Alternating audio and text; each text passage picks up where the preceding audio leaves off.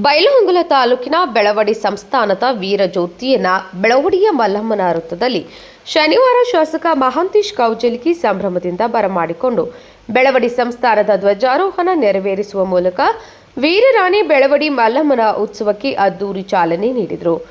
ವೀರರಾಣಿ ಬೆಳವಡಿ ಮಲ್ಲಮ್ಮನ ಹುಟ್ಟೂರು ಸಿರಿಸಿ ಸಮೀಪದ ಸೋಂದಾದಿಂದ ಪ್ರಾರಂಭವಾದ ವೀರಜ್ಯೋತಿ ಜಿಲ್ಲೆಯ ವಿವಿಧ ಭಾಗಗಳಲ್ಲಿ ಸಂಚರಿಸಿ ಬೆಳವಡಿಗೆ ಆಗಮಿಸಿತು. ಗ್ರಾಮ ಪ್ರವೇಶದ ವೇಳೆ ಪರಂಪರೆಯ ಪೂಜೆ ಅರ್ಚನೆಗಳೊಂದಿಗೆ ಜ್ಯೋತಿಯನ್ನು ಸ್ವಾಗತಿಸಲಾಯಿತು. ನೂರಾರು ಭಕ್ತರು ಹಾಗೂ ಗ್ರಾಮಸ್ಥರು ಜಯಘೋಷಗಳ ನಡುವೆ ಜ್ಯೋತಿಗೆ ಗೌರವ ಸಲ್ಲಿಸಿದರು.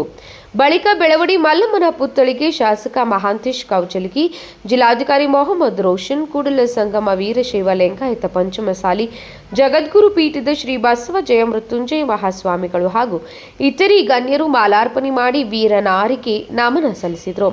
ಈ ಸಂದರ್ಭದಲ್ಲಿ ಮಾತನಾಡಿದ ಗಣ್ಯರು, ವೀರರಾಣಿ ಮಲ್ಲಮ್ಮ ಅವರ ಶೌರ್ಯ, ಧೈರ್ಯ ಹಾಗೂ ಸ್ವಾಭಿಮಾನಿ ಹೋರಾಟಗಳು ಇಂದಿನ ಯುವ ಜನತೆಗೆ ಪ್ರೇರಣೆಯಾಗಬೇಕೆಂದು ತಿಳಿಸಿದರು. ಉತ್ಸವದ ಅಂಗವಾಗಿ ನಡೆದಂತಹ ಮೆರವಣಿಗೆ ಗಮನ ಸೆಳೆಯಿತು.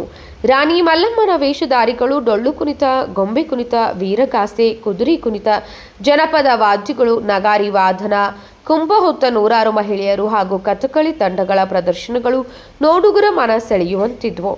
ಬೆಳವಡಿ ಮಲ್ಲಮ್ಮನ ವೃತ್ತದಿಂದ ಆರಂಭವಾದ ಮೆರವಣಿಗೆ ಗ್ರಾಮದ ಪ್ರಮುಖ ಬೀದಿಗಳಲ್ಲಿ ಸಂಚರಿಸಿ ಸಾಂಸ್ಕೃತಿಕ ವೈಭವವನ್ನು ಪ್ರದರ್ಶಿಸಿತು.